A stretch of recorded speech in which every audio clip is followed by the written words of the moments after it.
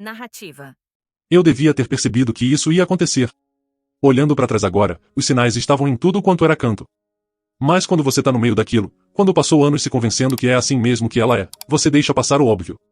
Aquele domingo de manhã começou igual a qualquer outro. Ela estava se arrumando pro brunch com as amigas. Eu ia só deixar ela lá, mas dessa vez ela insistiu que eu fosse junto. Disse que seria legal, que as amigas queriam me ver. Eu devia ter desconfiado. O lugar estava lotado. Ambiente moderno, muita luz natural, aquele tipo de lugar onde o pessoal tira foto da comida antes de comer. As amigas dela já estavam lá quando chegamos. Lauren, Cristina e Samantha. Eu conhecia elas bem o suficiente. Já tínhamos feito isso várias vezes. A conversa começou normal. Coisas do trabalho, planos pro fim de semana, o de sempre. Pedi um café e ovos, fiquei na maior parte do tempo quieto. Era o que eu tinha aprendido ao longo dos anos. Ficar no fundo, não interromper, deixar elas curtirem o momento delas. Aí a Lauren comentou que o marido dela tinha esquecido o aniversário de casamento. A mesa explodiu. Todo mundo tinha uma história. Todo marido era idiota de um jeito criativo. Eu fiquei ali, tomando meu café, esperando passar. Mas minha esposa tinha outros planos. Ela se recostou na cadeira, aquele sorriso começando a surgir no rosto. Aquele que eu já tinha visto umas 100 vezes. Aquele que significava que eu ia virar a piada. Tá bom, meninas, disse ela, autossuficiente para mesas próximas ouvirem. Qual a diferença entre o meu marido e um capacho? A mesa ficou em silêncio. Todo mundo se inclinou para frente, esperando. A Lauren já estava com aquele sorrisinho antecipando. A Cristina já começava a rir. A Samantha olhou para mim, depois desviou rápido o olhar. Minha esposa fez uma pausa para efeito. Ela estava curtindo aquilo. A preparação, a atenção, o momento logo antes da piada cair. Foi aí que algo dentro de mim simplesmente parou. Não estourou, parou. Tipo uma chave sendo desligada. Coloquei o café na mesa. Devagar. De propósito. Depois me levantei. A mesa percebeu. O sorriso da minha esposa vacilou um pouquinho. Mas ela já estava comprometida. Ainda esperando soltar a frase final. Eu olhei direto para ela. O capacho fica no lugar quando pisam nele. O rosto dela mudou. Confusão, depois preocupação. Ela abriu a boca. Mas eu não tinha terminado. Eu tô saindo. Peguei meu casaco nas costas da cadeira. O restaurante inteiro pareceu ficar mais silencioso de repente. Ou talvez eu só estivesse hiperconsciente de cada som. A cadeira arrastou no chão. Alguém em outra mesa deixou um garfo cair. E espera. O que você tá fazendo? Disse ela. A voz mais alta agora, nervosa. Eu não respondi. Só virei e fui em direção à porta. Atrás de mim. Ouvi as amigas tentando processar o que tinha rolado. A Lauren falou algo que eu não consegui entender. Minha esposa chamou meu nome. Mas eu não parei. Não olhei para trás. O calor da rua me acertou quando saí. O manobrista ficou confuso quando pedi as chaves. Provavelmente se perguntou por que eu estava indo embora sozinho. Não dei explicação. Sentei no carro 1 minuto. Mãos no volante. Motor ligado. Meu celular começou a vibrar quase na hora. E ignorei. 15 anos. Era quanto tempo a gente era casado. 15 anos sendo a piada. O marido chato. O cara que nunca fazia nada certo. Sempre bom para dar risada em jantares. Brunch.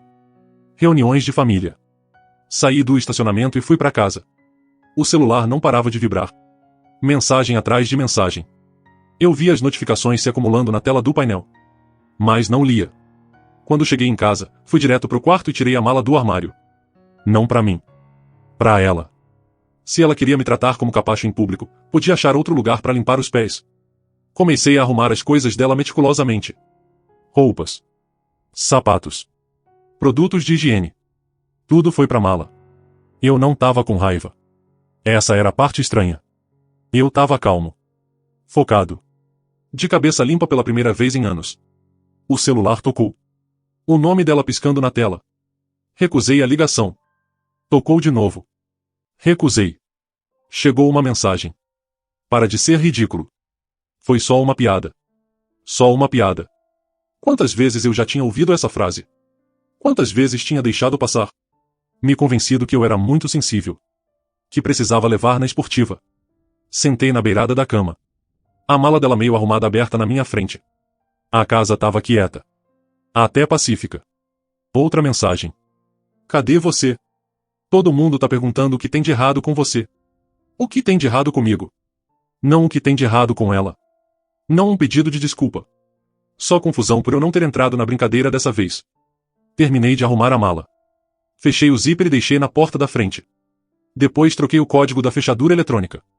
Simples. Eficaz. As ligações continuavam. Coloquei o celular no silencioso e deixei virado para baixo na bancada da cozinha. Fiz almoço para mim. Um sanduíche. Batata frita. Uma bebida gelada. Sentei na mesa da cozinha e comi em silêncio. Foi a refeição mais tranquila que eu tinha feito em anos. Lá pelas 2 da tarde, ouvi um carro chegando na garagem. Depois o som da maçaneta sendo mexida. Uma vez. 2. Depois batidas fortes. Abre essa porta agora. Fiquei sentado na mesa da cozinha. Dei outra mordida no sanduíche. Mais batidas. Eu sei que você tá aí. Isso é loucura. Levantei. Fui até a porta. Mas não abri. Sua mala tá aqui. Falei através da porta. Vou deixar do lado de fora. Do que você tá falando? Abre a porta. Abri só o suficiente para empurrar a mala para fora. Depois fechei de novo. Rearmei a fechadura. O silêncio que veio depois foi curto. Aí começou o gritaria. Alto o suficiente para eu ter certeza que os vizinhos estavam ouvindo. Eu não liguei. Voltei para a cozinha. Me servi outra bebida. E sentei de novo. Isso prometia ser uma tarde longa. Mas pela primeira vez em 15 anos, eu não era quem estava sendo zoado. E absolutamente ninguém estava rindo agora. A gritaria lá fora acabou parando. Ouvi o carro dela ligando. Depois saindo. A casa ficou quieta de novo. Passei o resto do domingo organizando. Não só fisicamente, mas mentalmente. Eu precisava pensar com clareza. Planejar com cuidado. Isso não era vingança. Era finalmente traçar uma linha que devia ter sido traçada anos atrás. Segunda de manhã, liguei pro trabalho dizendo que estava doente. Primeira vez em 3 anos. Tinha coisas para resolver que não podiam esperar. Primeira parada foi um escritório de advocacia no centro. Tinha pesquisado advogados de divórcio na noite anterior. Achei um com ótimas avaliações. Harrison York. A secretária dele me encaixou numa consulta às 10 horas. O escritório era profissional. Sem enrolação. E exatamente o que eu precisava. O York tinha uns 50 e poucos anos. Cabelo grisalho. Jeito direto. Ele ouviu enquanto eu explicava a situação. Há quanto tempo vocês são casados? Perguntou ele. 15 anos. Filhos? Não. Ele assentiu. Fazendo anotações. Imóveis. Casa em nome dos dois. Compramos há 8 anos. Eu faço as parcelas da hipoteca da minha conta. Mas tecnicamente é dos dois. Outros bens. Conta poupança. Também conjunta. 2 carros. Os 2 quitados. O meu é mais velho. Um Nissan 2015. O dela é um Mazda 2019. O York levantou o olhar das anotações. Aqui na Flórida é distribuição equitativa. Isso quer dizer justo. Não necessariamente igual. O fato de você pagar a hipoteca importa. Você tem documentação? Extratos bancários dos últimos 5 anos. Posso pegar mais se precisar. Ótimo. O que ela faz? Trabalha meio período num consultório odontológico. Recepcionista. 20 horas por semana. Talvez. E você? Sou coordenador de logística. Tempo integral. Há 11 anos na empresa. O York recostou na cadeira. Pelo que você está me contando, isso vai ser bem direto. Sem filho simplifica muito. A questão é se ela vai contestar. Vai. Garantido. Então a gente se prepara para isso. Vou precisar que você junte toda a documentação financeira. Extratos bancários. Documentos da hipoteca. Títulos dos carros. Extratos de cartão de crédito. Tudo. Dá para fazer? Já comecei. Ele deu um leve sorriso. Ótimo. A maioria chega aqui emocional. Despreparada. Você parece ter a cabeça no lugar. Tive 15 anos para pensar nisso. Só não percebi até ontem. Saí do escritório dele com um contrato de honorários e uma lista clara do que precisava fazer. Foi bom. Movimento para frente. Meu celular estava explodindo desde domingo. Eu contei 43 chamadas perdidas e 68 mensagens de texto. Não li a maioria, mas vi o suficiente nas notificações para saber o padrão. Primeiro veio raiva. Depois confusão. Depois tentativas de manipulação. Agora aparentemente estávamos na fase de envolver outras pessoas. A mãe dela ligou 2 vezes. Não atendi. A irmã dela ligou. E ignorei. Depois, surpreendentemente, meu próprio irmão ligou. E aí, o que tá rolando? Disse o Greg quando finalmente atendi. A Raquel me ligou. Tá dizendo que você trancou ela pra fora de casa. Raquel. Minha esposa. Parecia estranho ouvir o nome dela dito em voz alta por outra pessoa. É verdade. Falei. Cara, o que rolou? Ela disse que foi por causa de uma piada no brunch. Não foi por causa de uma piada. Foi por causa de 15 anos de piadas. Silêncio do lado dele. Depois, tá, quer explicar isso? E expliquei. Falei do brunch, mas também de tudo mais. Dos jantares onde eu era piada. Das reuniões de família onde ela contava histórias da minha suposta incompetência. O padrão constante, interminável de humilhação pública disfarçada de humor. O Greg ficou quieto um tempão depois que terminei. Nunca percebi, disse ele finalmente. Quer dizer, achava que vocês eram só, sei lá, brincalhões. Tem brincadeira, e tem ser saco de pancada verbal de alguém. Cansei de ser a segunda opção. Então você tá mesmo se divorciando dela?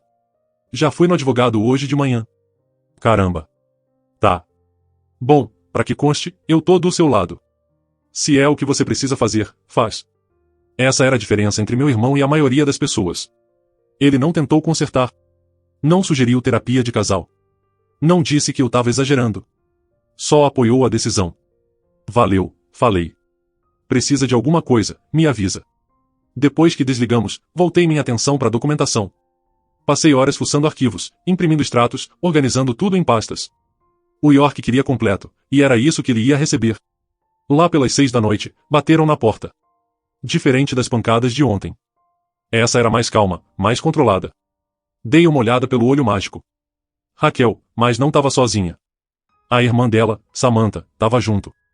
Abri a porta, mas deixei a corrente de segurança engatada. A gente pode conversar? Perguntou a Raquel. Os olhos vermelhos. Tinha chorado. Sobre o quê? Sobre isso. Sobre a gente.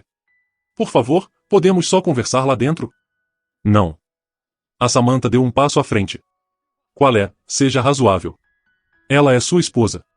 É a pessoa que me humilhou em público ontem. Isso que ela é. Foi uma piada que foi longe demais. Raquel disse rápido. Eu admito. Desculpa. Mas isso? Trocar a fechadura.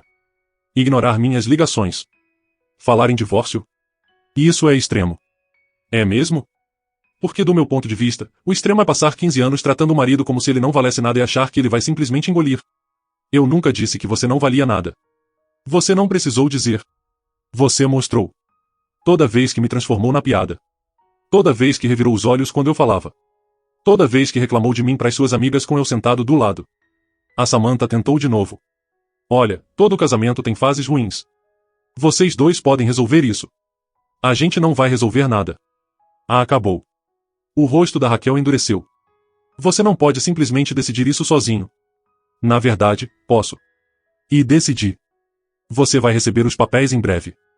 Se certifica de ter um advogado. Fechei a porta. Rearmei a corrente. Voltei para a cozinha. Mais batidas. Aí a voz da Raquel, mais alta agora. Você vai se arrepender disso. Talvez. Mas duvidava. Fiz jantar. Comi devagar. Lavei a louça. Coisas normais. Coisas rotineiras. O tipo de coisa que dá sensação de controle quando tudo mais é caos. Meu celular vibrou. Uma mensagem de número desconhecido. Aqui é a Lauren. O que você fez ontem foi incrivelmente grosso. A Raquel tá arrasada. Você deve um pedido de desculpa pra ela. Fiquei olhando um instante. Depois bloqueei o número. Outra mensagem. Outro número desconhecido. Oi, aqui é a Cristina. Não sei o que tá rolando com você. Mas você envergonhou a Raquel na frente de todo mundo. Isso não foi legal. Bloqueei. Elas podiam falar o que quisessem. Elas não estiveram lá durante 15 anos de brunch, jantares e festas. Elas não eram a piada. Eu era. Cansei de ser piada de alguém. E se isso me tornava o vilão na história delas, eu conseguia viver com isso. Terça de manhã, voltei pro trabalho. Meu chefe, o Ethan Greer, percebeu que algo estava diferente, mas não meteu o bedelho. Apreciei isso. Ainda não estava pronto para falar sobre isso com colegas. Os papéis do escritório do York chegaram por motoboy lá pelo meio-dia. Petição de dissolução de casamento. Parecia surreal ver aquilo escrito, mas também esclarecedor. Isso estava acontecendo. Chega de conversas teóricas ou ameaças bravas. Processo legal de verdade. Revisei tudo na hora do almoço. Assinei onde precisava, e marquei o motoboy para buscar à tarde. A Raquel seria notificada em até 48 horas. Meu celular ficou quieto a maior parte do dia. Achei que a Raquel estava se reagrupando, planejando o próximo movimento. A acertada. Quarta noite, a campainha tocou. Não esperava ninguém, então olhei primeiro pelo olho mágico. Meu sogro, Robert. Ótimo. Abri a porta. Robert, posso entrar? Pensei em dizer não, mas o Robert sempre tinha sido decente comigo. Não importava o que a Raquel tinha contado para ele merecia ouvir meu lado. Claro. Ele entrou, olhou em volta como se estivesse procurando se a Raquel estava escondida em algum canto, depois sentou na sala. Sentei do outro lado. A Raquel me ligou, começou ele. Ela tá muito chateada. Imagino que sim. Disse que você trancou ela pra fora de casa, pediu divórcio, não fala com ela. Disse que tudo começou por causa de uma piada no brunch. Essa é uma versão. O Robert me estudou. Qual é a sua versão? Contei. Sem raiva. Sem defensiva. Só os fatos. Expliquei o padrão, os anos de humilhação pública, as piadas constantes às minhas custas. Expliquei que o domingo não foi por causa de um comentário. Foi por finalmente reconhecer o que eu tinha aceitado por tempo demais. Quando terminei, o Robert ficou quieto um tempão. Não vou ficar aqui dizendo que você tá errado. Disse ele finalmente. Minha filha tem a língua afiada. Sempre teve. A mãe dela é igual. Elas acham que é esperto, que é só o senso de humor delas. Para de ser humor quando a outra pessoa não tá rindo. Ponto justo. Ele esfregou o rosto. Então não tem como consertar isso. Não tem como resolver. Não. Você parece bem certo. E estou. Ele assentiu devagar. Então não vou tentar mudar sua cabeça. Mas vou te dizer uma coisa. Ela vai brigar por tudo. A casa. O dinheiro. Tudo. Ela tá brava. E quando a Raquel tá brava, não pensa direito. Eu tô preparado pra isso. Você tem advogado? Já contratei. O Robert até deu um sorrisinho. Você não brinca em serviço, né? Agora não mais. Ele se levantou. E eu acompanhei até a porta. Antes de sair, ele virou de volta. Pra que conste, sinto muito que tenha chegado nisso. Você sempre foi bom pra ela. Melhor do que ela provavelmente merecia. Depois que ele saiu, senti algo que não esperava. Validação. O Robert não tomou partido. Mas também não me desmereceu. Isso importava mais do que eu imaginava. Quinta-feira, a Raquel foi oficialmente notificada. Eu soube porque meu celular explodiu lá pelas 2 da tarde. As mensagens eram venenosas. Páginas de texto. Letras maiúsculas em vários trechos. Acusações voando. Eu era vingativo. Eu era cruel. Eu tava destruindo nosso casamento por nada. Como eu ousava envergonhá-la assim? Li uma vez. Depois arquivei a conversa. O York tinha me dito para guardar tudo para documentação. Mas eu não precisava responder. Uma hora depois, outra mensagem. Precisamos conversar sobre a casa. Eu não vou sair dela. Meu advogado diz que eu tenho direitos. Encaminhei pro York sem responder. A resposta dele veio rápido. Ótimo. Deixa o advogado dela falar comigo. Não responde diretamente. Sexta à tarde, o York ligou. O advogado dela entrou em contato. Bárbara Giles. Eu conheço ela. É a agressiva mais razoável. Querem negociar um acordo. Já. A Raquel quer resolver isso rápido. Provavelmente preocupada com a cara que vai ficar se arrastar. O advogado dela sugeriu mediação na semana que vem. Pra mim tá ótimo. Uma coisa. A Giles deixou claro que a Raquel quer a casa. Tá alegando que é a residência principal dela. E que você forçou ela a sair. Eu ri. Não consegui evitar. Eu não forcei ela a lugar nenhum. Ela saiu por conta própria no domingo. E eu troquei a fechadura porque a casa também é minha. Foi o que eu falei pra ela. A lei da Flórida é clara. As duas partes têm direito igual ao bem conjugal até um juiz dizer o contrário. Ela não pode alegar que você trancou ela ilegalmente quando o nome dela ainda tá na escritura. Então o que acontece agora? A gente se prepara para mediação. Leva toda a documentação financeira. Vamos apresentar uma divisão justa. Casa vai para venda. Valor dividido com base na contribuição financeira comprovada. Carros, poupança, tudo mais dividido de forma equitativa. Se ela quiser brigar, vai pro tribunal. Mas isso custa tempo e dinheiro para ela. Acha que ela vai ser razoável? Você fez uma pausa. Pelo que a Giles me falou. Ela tá brava. Mas também tá com medo. Ela não esperava que você agisse tão rápido e tão decidido. Isso é bom pra gente. Gente brava comete erros. Aquele fim de semana foi tranquilo. Nenhuma visita. Nenhuma ligação. Nenhum confronto surpresa. Passei o sábado limpando a casa inteira, organizando papelada e finalmente me permitindo pensar no que vinha depois.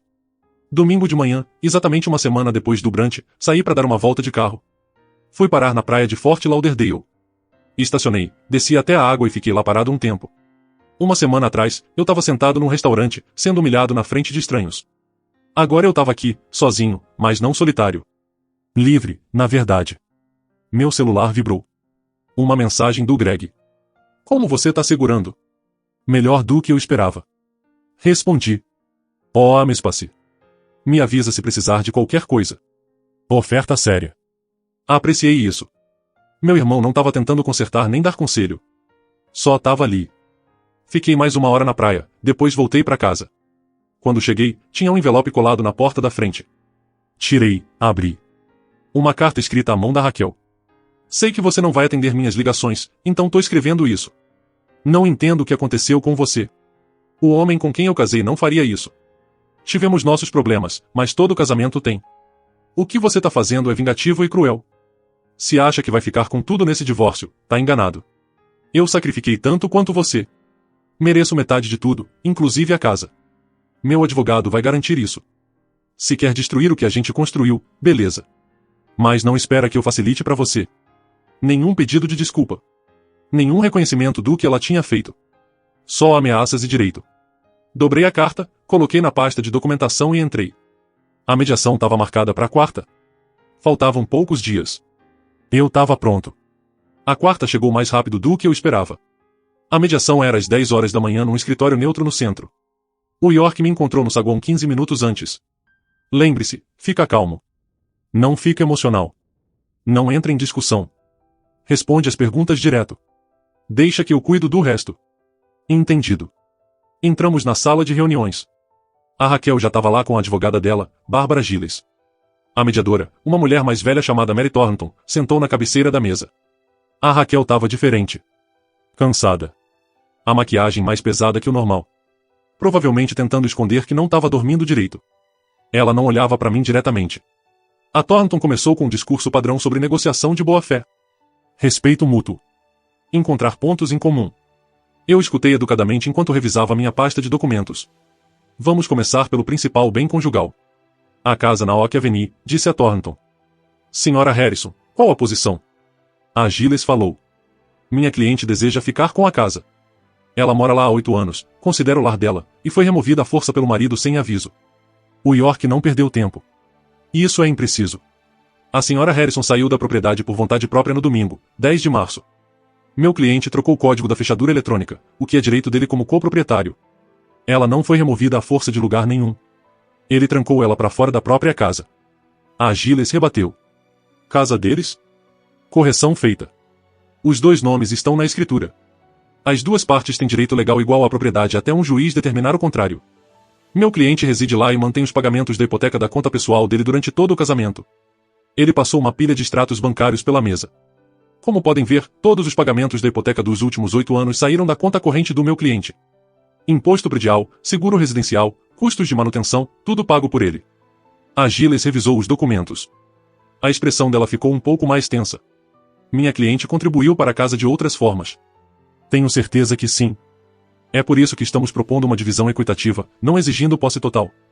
A casa vai à venda, o valor dividido com base na contribuição financeira comprovada. Meu cliente pagou aproximadamente 78% de todos os custos da moradia. Ele aceita se contentar com 65% do valor da venda. A Raquel finalmente falou. Isso não é justo. Eu moro lá também. Eu fiz daquela casa um lar. O York olhou para ela calmamente e você será compensada justamente por isso. 65-35 é mais que generoso considerando o histórico de pagamentos. A Thornton fez anotações. Vamos para os outros bens. 2 veículos, correto? Essa parte foi direta.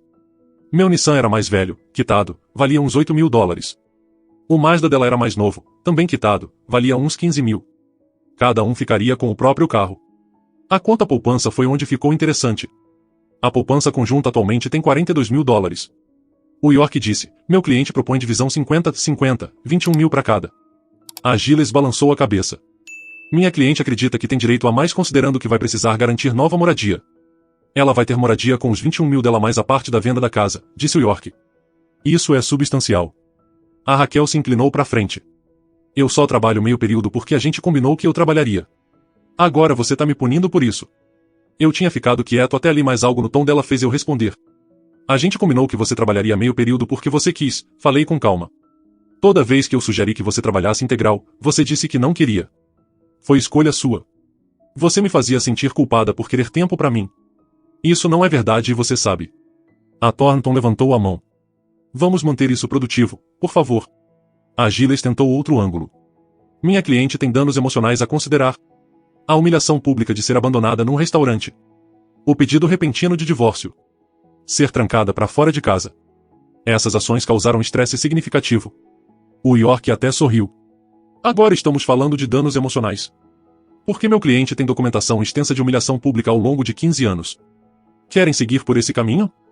A sala ficou quieta. A Gilles olhou para Raquel que tinha ficado pálida. Que documentação? O York tirou outra pasta. Mensagens de texto de amigos e família mencionando meu cliente como alvo de piadas. Posts em redes sociais onde a senhora Harrison zombava publicamente da suposta incompetência do marido. Declarações de testemunhas que estiveram em eventos sociais onde ela consistentemente o menosprezava na frente dos outros. Ele passou a pasta. Se quisermos falar de danos emocionais e estresse, temos um caso muito mais forte. Eu vi o rosto da Raquel enquanto a Gilles revisava os documentos. Ela claramente não esperava isso. Não achava que eu tinha guardado, documentado, me preparado. Onde você conseguiu isso? Perguntou a Raquel, a voz tremendo. Prints das suas redes sociais públicas. Mensagens que você mandou do plano de celular conjunto.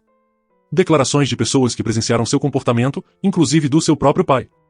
Os olhos dela se arregalaram. Meu pai deu uma declaração para você? Ele confirmou que você tem um padrão de usar humor como arma. Sim, ele não queria. Mas quando pressionado se tinha presenciado você menosprezando publicamente seu marido, respondeu com honestidade. A Raquel parecia que tinha levado um tapa. A Gilles virava as páginas. A expressão ficando mais preocupada a cada uma. A Thornton pigarreou. Talvez devêssemos fazer uma pausa curta. Saímos pro corredor. O York parecia satisfeito. Isso foi bem. Você acha? Ela não esperava a documentação. A maioria na posição dela acha que a outra parte não vai ter prova, não vai ter testemunhas. Você fez o dever de casa. E isso importa. 15 minutos depois, voltamos. O jeito da Raquel tinha mudado completamente.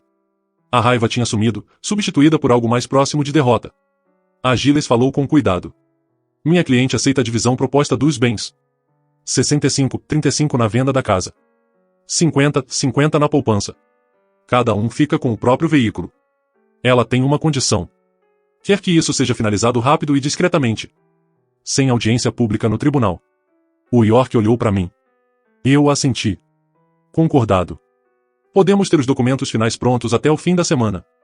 A Thornton tornou oficial, detalhando o acordo, confirmando que as duas partes entendiam e aceitavam os termos. A Raquel assinou sem olhar para mim uma vez. Enquanto juntávamos nossas coisas para sair, ela finalmente falou diretamente comigo. Espero que você esteja feliz. Encontrei os olhos dela. Não tô feliz. Só tô acabado. Valeu a pena? Destruir 15 anos por causa de uma piada. Não foi uma piada, Raquel. Foi um padrão. E sim, terminar algo que estava me destruindo aos poucos vale totalmente a pena. Ela não teve resposta para isso. Eu e o York saímos do prédio. O sol estava forte, a tarde quente. Eu me senti mais leve de algum jeito. Parabéns, disse o York. Isso podia ter arrastado por meses. Em vez disso, estamos olhando para a finalização em poucas semanas. Obrigado pela ajuda. Só fazendo o meu trabalho. Mas entre nós, você lidou com isso melhor que a maioria dos clientes. Ficou calmo, não caiu nas provocações, veio preparado. Foi por isso que ganhou. Dirigi para casa pensando naquela palavra. Ganhou. Será que eu tinha ganhado? Talvez. Ou talvez eu só tivesse finalmente parado de perder. De qualquer jeito, eu estava seguindo em frente. E isso era suficiente. As 3 semanas seguintes passaram num borrão de papelada, assinaturas e logística. A casa foi pro mercado imediatamente. O York tinha indicado uma corretora boa, e em 10 dias já tínhamos uma proposta. Não incrível, mas justa. O suficiente para seguir em frente. Eu e a Raquel só nos comunicávamos pelos advogados. Ela pegou o resto das coisas dela num dia combinado em que eu fiz questão de estar no trabalho. Sem drama. Sem confronto. Só separação eficiente. Comecei a procurar lugares para alugar. Nada chique, só algo limpo e acessível. Achei uma Townhouse decente mais perto do trabalho, 2 quartos, bairro tranquilo. Assinei o contrato e me mudei num sábado com a ajuda do Greg e de uns caras do trabalho. Isso aqui tá legal, disse o Greg, olhando a sala vazia. Recomeço do zero. Essa é a ideia. Passamos a tarde trazendo móveis, montando o básico. No fim do dia, o lugar já parecia habitável. O Greg pediu pizza, e a gente sentou no meu sofá novo comendo e vendo jogo na TV. Como você tá se sentindo com tudo isso? Perguntou ele no intervalo comercial. Sinceramente, aliviado. Fico esperando bater o arrependimento, ou sei lá o que, mas não bateu. Só me sinto mais leve. Isso é bom. Significa que você acertou na decisão. Meu celular vibrou. Uma mensagem de número desconhecido. Quase ignorei, mas algo fez eu olhar. Aqui é a Cristina. Te devo um pedido de desculpa. A Lauren me contou que a Raquel tá falando de você pras pessoas, e eu voltei nas fotos antigas de festas. Você tá certo. Ela sempre te transformava na piada. Desculpa por não ter percebido antes. Fiquei olhando um instante, depois mostrei pro Greg. O povo tá acordando. Parece que sim. Respondi. Agradeço. Sem rancor.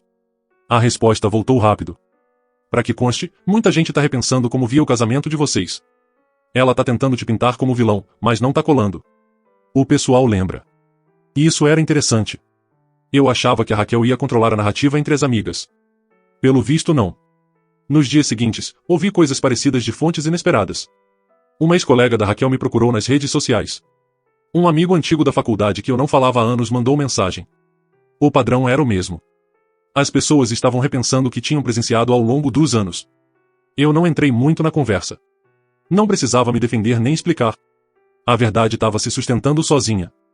No trabalho, as coisas também melhoraram. O Ita me chamou de lado uma tarde. Não sei o que tá rolando na sua vida pessoal, e você não precisa me contar, mas notei que você tá mais afiado ultimamente. Mais focado. Seja lá as mudanças que você tá fazendo, continua assim. Valeu. Agradeço isso. Aliás, a gente vai expandir o time de logística. Abrindo uma vaga de coordenador sênior. Tá interessado? Com certeza. Ótimo. Monta uma proposta mostrando como você lidaria com a responsabilidade maior. Não tô prometendo nada, mas você é o primeiro da lista. Uma promoção. Mais salário. Cargo melhor. Novos desafios. Um mês atrás, eu teria me convencido a nem tentar. Achando que a Raquel ia achar um jeito de sabotar. Agora, eu tava pronto. Passei aquele fim de semana trabalhando na proposta.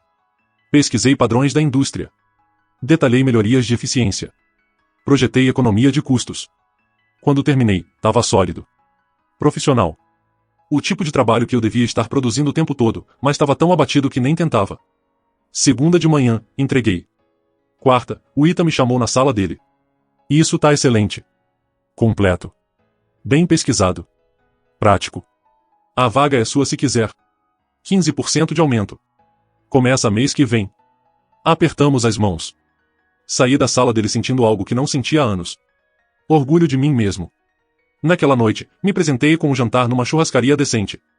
Nada chique. Só um bom bife, uma cerveja gelada e a sensação de que, pela primeira vez em muito tempo, a vida tava andando pra frente. E eu tava dirigindo.